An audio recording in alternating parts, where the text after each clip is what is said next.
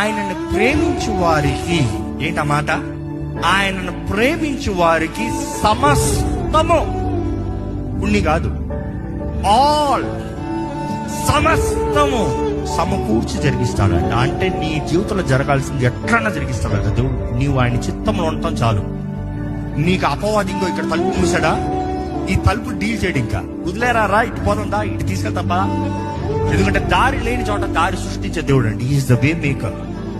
నీకు ఎక్కడైతే ఇంపాసిబుల్ అంటే దేవుడు నీకు ఎర్ర సముద్రాన్ని 2 పాయలు చేస్తున్నాడు, చూసుకో. దారి లేదనుకుంటున్నావా, నేను ఎవరినో చూపిస్తా.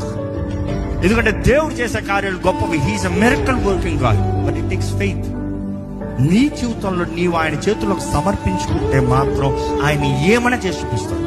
కానీ ఆయన చిత్తాన్ని వెతికి ఆయన చిత్తంలో నడుస్తాము, అనుదినము ఆయనతో జీవించి ఆయన చిత్తంలో బ్రతుకుతాం అనేది మీ బాధ్యత. మీ గమ్యం ఏంటో మీరు తెలుసుకోవాలి. రెండోది, మీ జీవితంలో దేవుని చిత్తం ఏంటో ప్రతిరోజు తెలుసుకోవాలి.